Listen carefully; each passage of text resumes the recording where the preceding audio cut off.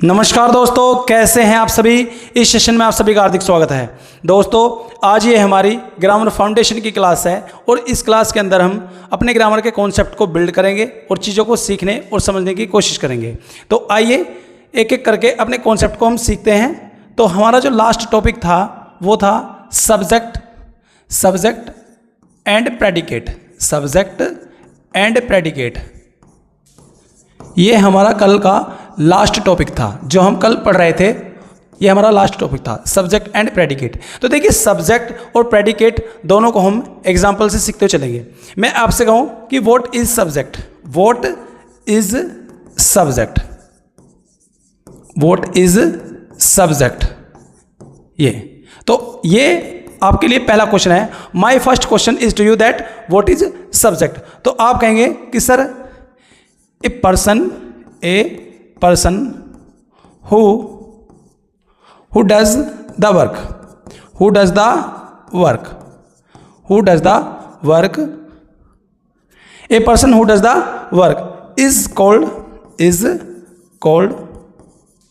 subject, is called subject। आप ये कहेंगे, ठीक है। ये जो होगा ये आपका जवाब होगा। आप आंसर ये करेंगे कि sir a person who does the work is called subject, यानी जो काम को करता है वही क्या कहलाता है, सब्जेक्ट कहलाता है, ठीक है। तो देखिए, ये जो डेफिनेशन है ये कहाँ तक सही है और कहाँ तक गलत है, इसको हम एक बार चैलेंज करते हैं। तो हम जो है एग्जाम्पल लेंगे कुछ और चीज़ों को सीखने और समझने की कोशिश करेंगे। तो देखिए, हम इसे हटाते हैं और एग्जाम्पल लेते हैं अच्छे से कुछ सीखने के लिए। तो देखिए, मैं यहाँ पर कुछ एग्जाम्पल लेता हूँ और उनसे हम अपने सब्जेक्ट और प्रेडिकेट को क्लियर कर देंगे। तो देखिए, पहला जो एग्जाम्पल है, जो पहला एग्जाम्पल है उसे देखिए, थोड़ा सा इधर को लिख देते हैं हम, फिर चमकता नहीं है, ठीक है। देखो यहाँ पे, देखो पहला जो एग्जाम्पल है, द ओनली पर्सन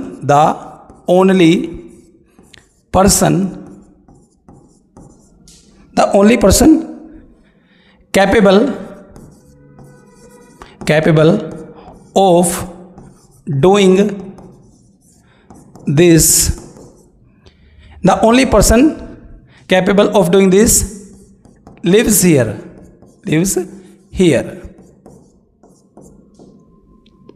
ये लिखा हमने, ठीक है। और दूसरा समझिए, दूसरा देखिए, it will help you,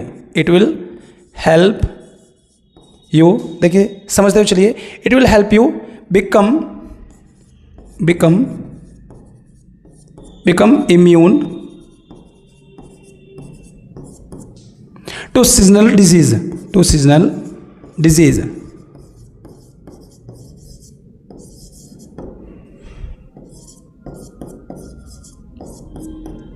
देखिए दो एग्जाम्पल यहां पे लिखे हुए हैं। 2 sentences have been written at the front of you on screen पर 2 सेंटेंस आपके सामने लिखे हुए हैं एग्जाम्पल के लिए। तो आप एक एक करके चीज़ों को सीखने और समझने की कोशिश करेंगे, क्योंकि आप कहेंगे कि sir a person who does the work is called subject. एक आदमी जो काम को करता है वही क्या कहलाता है, सब्जेक्ट। तो सेंटेंस के अंदर ऐसा नहीं है कि जो काम को करेगा या जो डूअर होगा वही सब्जेक्ट कहलाएगा। ये चीज़ें सिचुएशन पर डिपेंड करती हैं। देखिए, द ओनली पर्सन, और इन्हीं 2 सेंटेंस के माध्यम से, इन्हीं 2 सेंटेंस के द्वारा जो है हम प्रेडिकेट और सब्जेक्ट दोनों को सीखने की कोशिश करेंगे। देखिए, the only person capable of doing this lives here.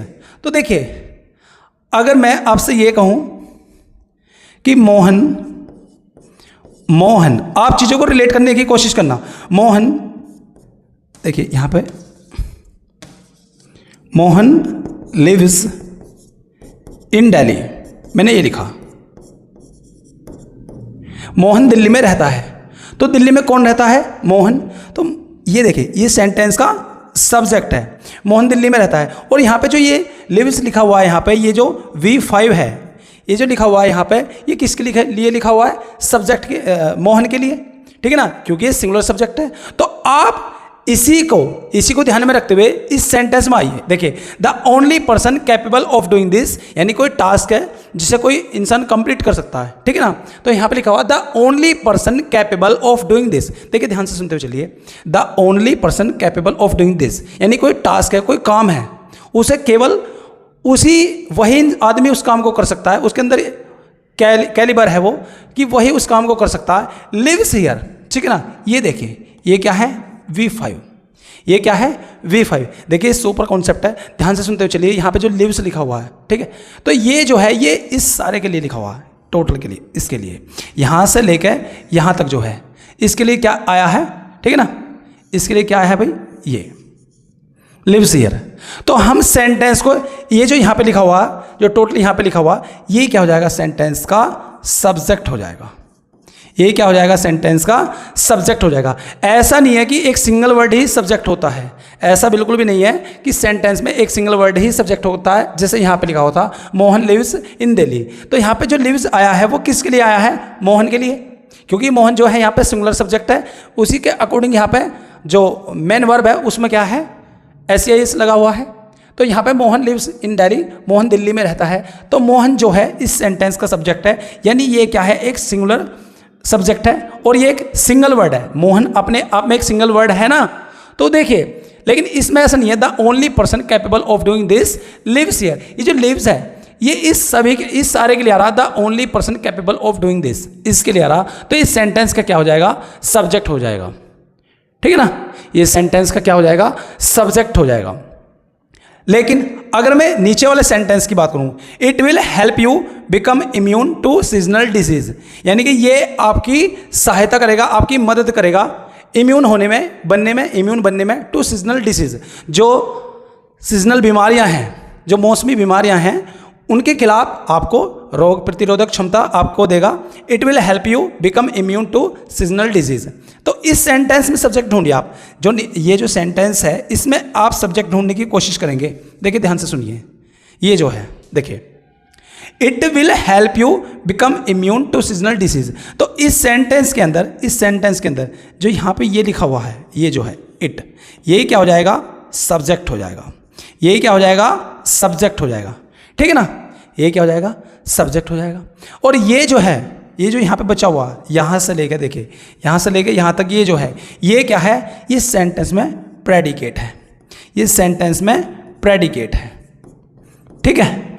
और ये जो है the only person capable of doing this lives here, तो यहाँ से जो है the only person capable of doing this, ये जो है ये सारा क्या है, सब्जेक्ट है। और देखिए ये जो है ऊपर यहाँ तक लिव्स हियर, ये क्या है, प्रेडिकेट, ये क्या है, प्रेडिकेट, ठीक है। तो ऐसा नहीं है कि एक सिंगल वर्ड ही सेंटेंस का सब्जेक्ट होगा।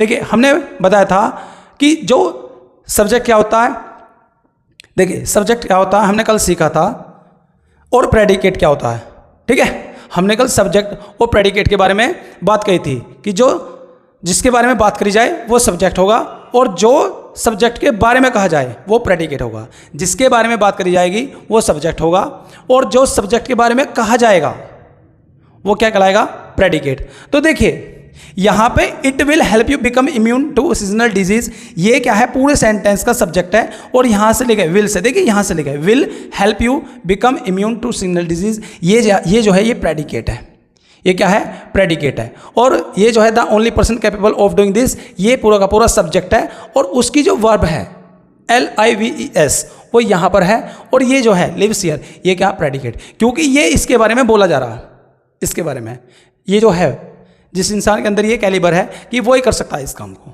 ठीक है। तो इतना समझने की कोशिश करिए। अब हम आगे चलेंगे और आगे और इसे अच्छे से कोशिश करेंगे। देखिए मैंने लिखा दे लाफ्ड, दे लाफ्ड, LAUGHED, दे लाफ्ड, ठीक है। ये हमने एक सेंटेंस लिखा। तो देखिए ये क्या है, सेंटेंस में सब्जेक्ट है, ये क्या है, सेंटेंस में सब्जेक्ट है, और ये क्या है, प्रेडिकेट है, ये क्या है, प्रेडिकेट है। देखते रहिए। तो देखिए जब हम कोई सिंगल वर्ड को सब्जेक्ट बनाते हैं, जब भी हम किसी सिंगल वर्ड को, जब हम किसी सिंगल वर्ड को, जब हम किसी सिंगल वर्ड को सब्जेक्ट बनाते हैं, सब्जेक्ट बनाते हैं, तो वह जो होगा, सब्जेक्ट बनाते हैं तो वह हमेशा नाउन या प्रोनाउन होगा। सब्जेक्ट बनाते हैं तो वह हमेशा नाउन या प्रोनाउन होता है, नाउन या प्रोनाउन होता है। ठीक है, ये होगा दे लाफ्ड। तो यहां पे देखिए जो दे है वो सिंगल वर्ड है, तो वो क्या है, प्रोनाउन है। दे क्या है भाई, प्रोनाउन है। तो जब हम किसी सिंगल वर्ड को सब्जेक्ट बनाते हैं तो वह हमेशा नाउन या प्रोनाउन होता है, और जब हम किसी सिंगल वर्ड को प्रेडिकेट बनाते हैं तो वह हमेशा एक वर्ब होती है। जब हम किसी सिंगल देखिए ध्यान से सुनिए, जब हम किसी सिंगल वर्ड को प्रेडिकेट बनाते हैं तो हमेशा क्या होगा, वो एक वर्ब होगा। क्या होगा, वर्ब होगा। जो आपके सामने लिखा हुआ दे लाफ्ड, सब्जेक्ट दे है और लाफ्ड जो है यहाँ पे वे हंसे। ठीक है, तो ये जो है ये प्रेडिकेट है। जब हम किसी सिंगल वर्ड को प्रेडिकेट बनाते हैं तो वो हमेशा एक वर्ब होगा। ठीक है, तो ये चीज़ें थी हमारी जो हमने कल सीखी थी। अब हम थोड़ा सा क्लोज और फ्रेज के बारे में बात कर लेंगे, वो भी हम सेंटेंस के थ्रू सीखेंगे। देखिए, यदि आप लिखना चाहते हैं तो लिख भी सकते हैं। देखिए, हमने लिखा ही इनवाइटेड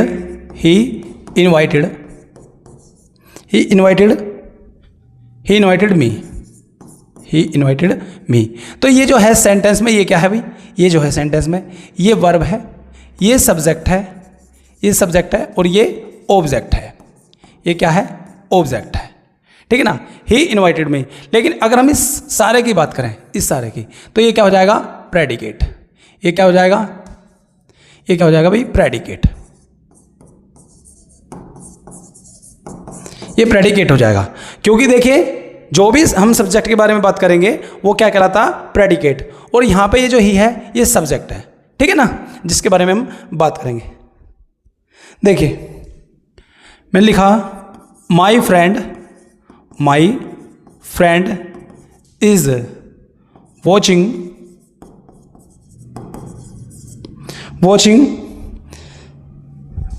सम एक्शन मूवीज। ये लिखा हमने। तो देखिए, my friend is watching some action movies. तो देखिए यहां पे एक एक करते हुए हम चीज़ों को सीखते हुए समझते हुए चलेंगे। देखिए, तो ये जो माई फ्रेंड है, ये जो है इतना, ये जो है ये सेंटेंस में क्या है, एक तो ये सेंटेंस में सब्जेक्ट है, दूसरा ये जो इज वॉचिंग है, ये क्या है, वर्ब है। ये क्या है, वर्ब है। ठीक है, और ये जो है सम एक्शन मूवीज, ये सेंटेंस के अंदर फ्रेज का काम कर रहा है। किसका, फ्रेज का।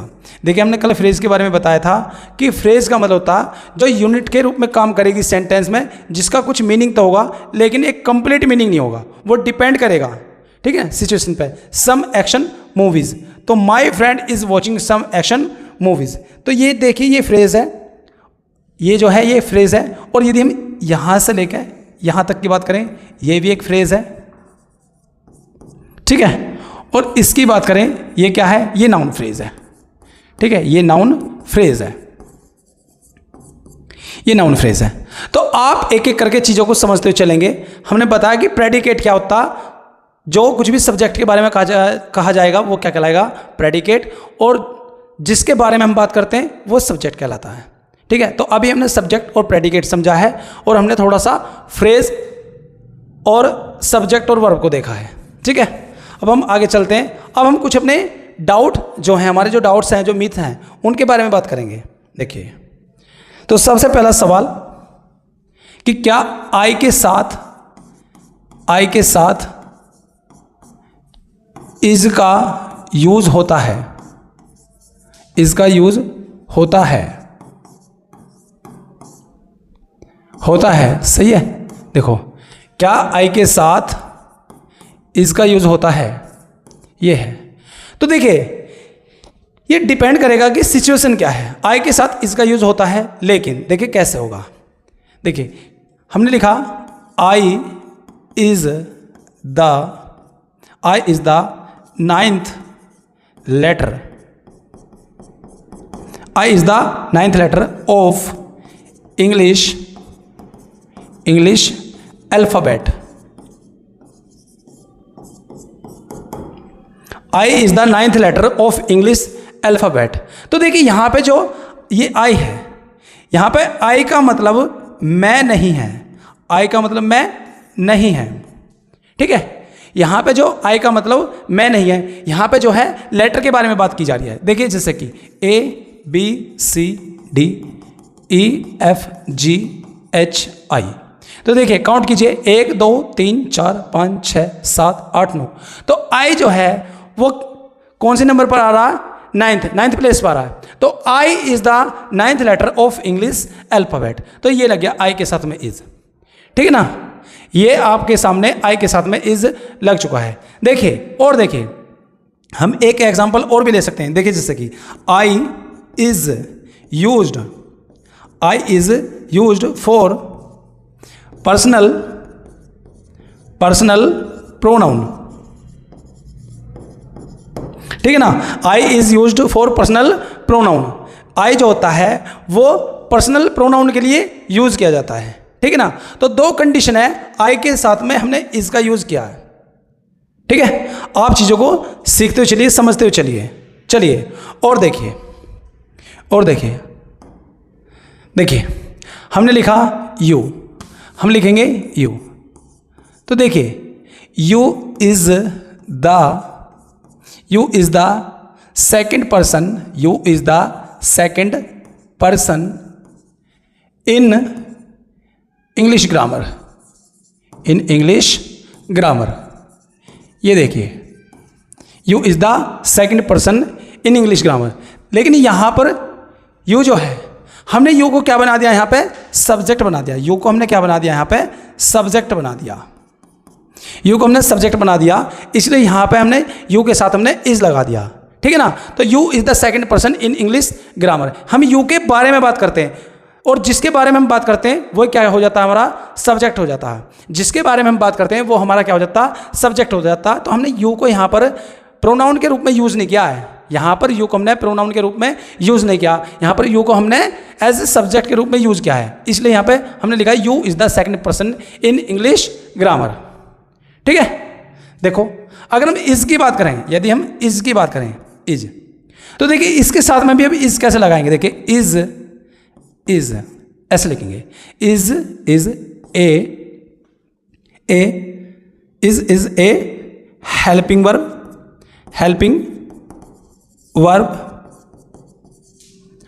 या फिर इज ए हेल्पिंग वर्ब, या फिर हम क्या लिखेंगे? देखो लिंकिंग वर्ब।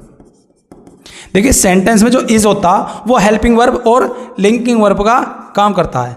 सेंटेंस में जो इज होता है वो हेल्पिंग वर्ब या लिंकिंग वर्ब का काम करता है। तो यहाँ पे हमने इज को डिफाइन किया है, यहाँ पे हमने इज को डिफाइन किया है, इसलिए यहाँ पे हमने इज को क्या बना दिया? सब्जेक्ट बना दिया।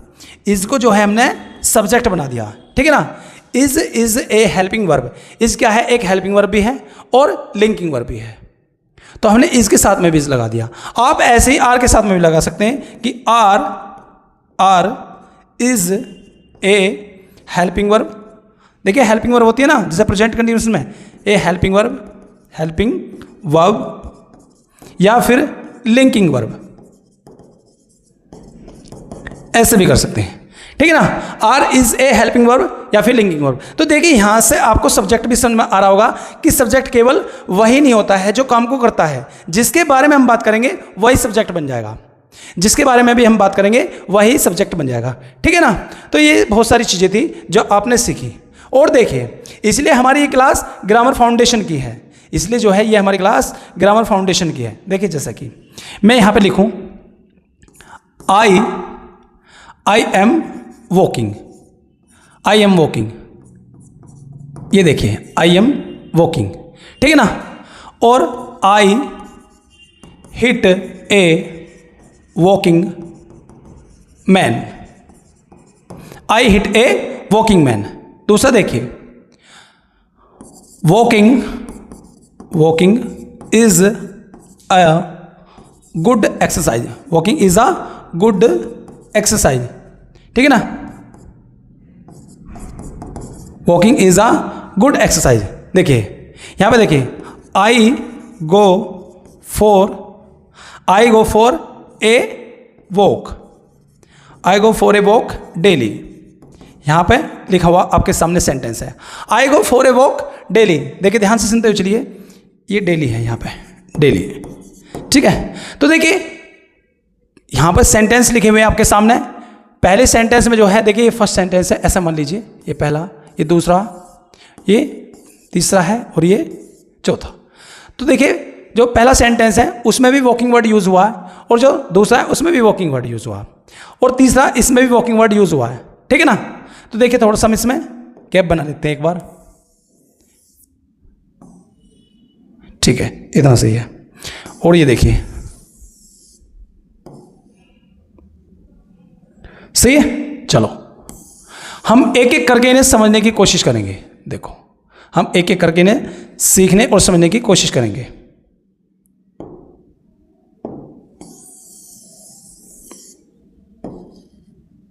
इतना सही है।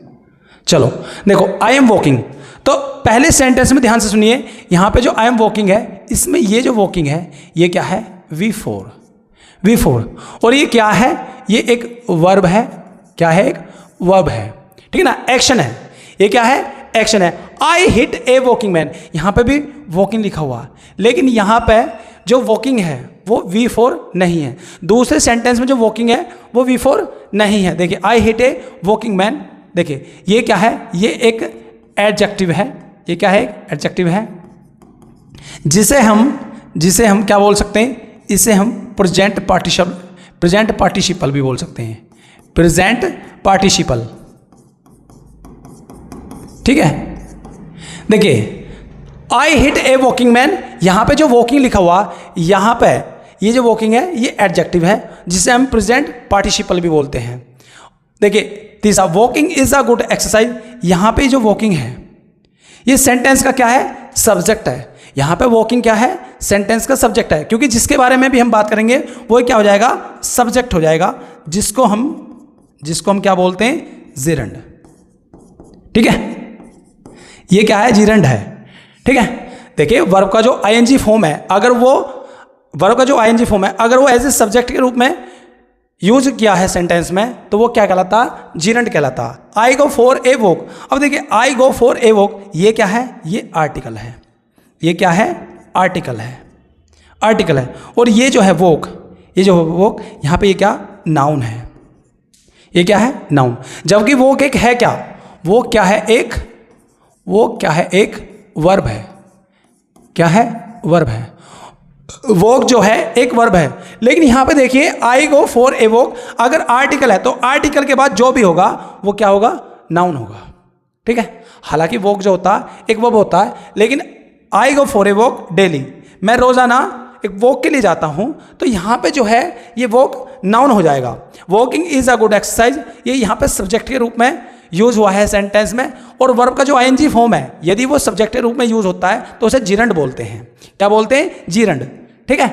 आई हिट ए वॉकिंग मैन, मैंने एक आदमी को मारा, आई hit a walking man, hit कर दिया उसको, जिसे एक्सीडेंट हो जाता है ना कहीं पे, तो कोई इंसान जो है वो वॉक कर रहा था और आपने उसको टक्कर मार दी।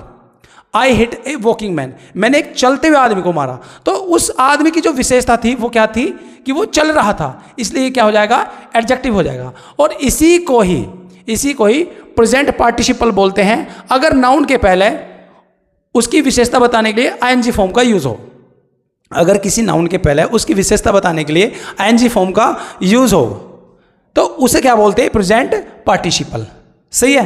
तो यहां पे देखिए walking is a good exercise, ये सब्जेक्ट है। आई एम वॉकिंग, ये क्या है, V4 है, क्योंकि ये क्या है, ये जो है ये एक हेल्पिंग वर्ब है। ये क्या है, हेल्पिंग वर्ब है। ये क्या है भाई, हेल्पिंग वर्ब है। एम जो है यहाँ पे लिंकिंग वर्ब नहीं है। आई एम वॉकिंग जो है यहाँ पे, इसमें जो एम है वो लिंकिंग वर्ब नहीं है, ठीक है ना, वो एक लिंकिंग वर्ब नहीं है। ये लिंकिंग वर्ब तब होती जब मैं बोलूं कि आई एम ए टीचर, यदि हम ये बोल दें कि आई एम ए टीचर, ठीक है ना, आई एम ए टीचर, यदि हम ऐसा बोल देते हैं टीचर, तो अब जो है ना यहाँ पे एम जो, ये क्या हो जाता, एक लिंकिंग वर्ब हो जाता, लिंकिंग वर्ब। लेकिन यहाँ पे आई एम वॉकिंग, ये जो सेंटेंस है प्रेजेंट कंटिन्यूअस में जो इज आर एम होता है वो क्या होता है, हेल्पिंग वर्ब होता है। और यहाँ पे जो वॉकिंग है ये रियल वर्ब है। क्या है, ये रियल वर्ब है, वास्तविक वर्ब है, रियल वर्ब। ठीक है भाई। तो ये सब चीज़ें हैं, आप सीखते हुए चलिए, समझते हुए चलिए। अगर आपको नोट्स वगैरह बनाने हैं या एक एक चीज़ें सीखनी है और समझनी है तो आप इन्हें ऐसे भी समझ सकते हैं।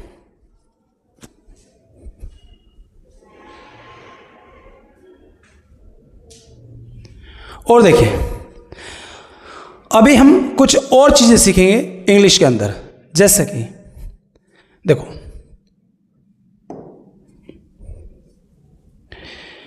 कुछ और भी सीखने की कोशिश करेंगे, ये वीडियो लॉन्ग हो जाएगा ज़्यादा। देखो, अगर हम एक सेंटेंस लिखें, the news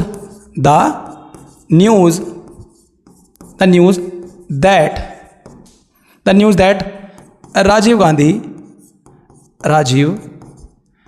Gandhi was killed shocked everyone.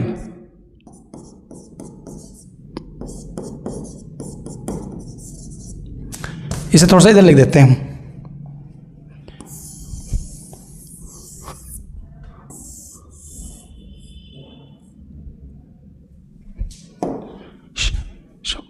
Everyone, यहां पे लिख देते हैं हम everyone. The news that Rajiv Gandhi was killed shocked everyone, कि ये जो खबर थी कि राजीव गांधी मारे गए, इसने क्या है, सभी को शॉक कर दिया। तो देखिए, ध्यान से सुनिए, यहां पे आप ऐसा नहीं कर सकते कि ये जो किल्ड है ये भी V2 है और ये जो है ये भी V2 है, ऐसा नहीं है, ऐसा नहीं है। तो देखिए, आपको एक एक वर्ब को डिफाइन करना होगा कि कौन सी वर्ब किस सब्जेक्ट के लिए आ रही है, ये भी देखना होगा। और यहां से आप ये भी देख सकते हैं, यहां पे आप ये भी देख सकते हैं कि इस सेंटेंस में सब्जेक्ट, इस सेंटेंस में क्लोज कौन सी है, क्लोज कौन सी है, या फिर सब्जेक्ट कौन सा है, या फिर प्रेडिकेट कौन सा, ये भी देख सकते हैं।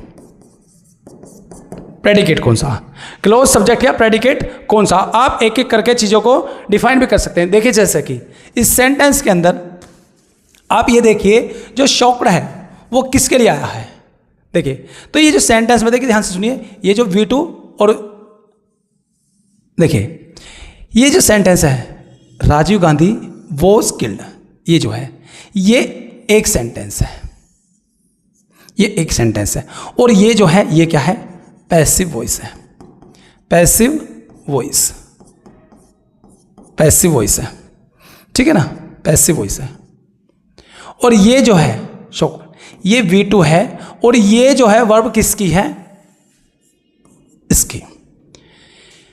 द न्यूज़, इस खबर ने सभी को क्या कर दिया, सदमे में ला दिया, शॉक कर दिया हर एक को कि राजीव गांधी मारे गए। तो ये जो है यहाँ पे V2 है। आप ऐसा ना समझें कि दो सेकंड फॉर्म एक साथ कैसे आ गई, ऐसा ना समझा आप। तो वो जो लिखा था हमने वो V2 नहीं था, जो शुरू में लिखा था हमने वो V2 नहीं था। तो देखिए, ये जो है सेंटेंस है the Rajiv Gandhi was killed, ये जो है ये पैसिव वॉइस है। और ये जो यहाँ से लिखा हुआ था, देखो अगर हम इसको द न्यूज़, इसको इसके साथ जोड़ें तो ये क्या हो जाएगा, एक्टिव वॉइस।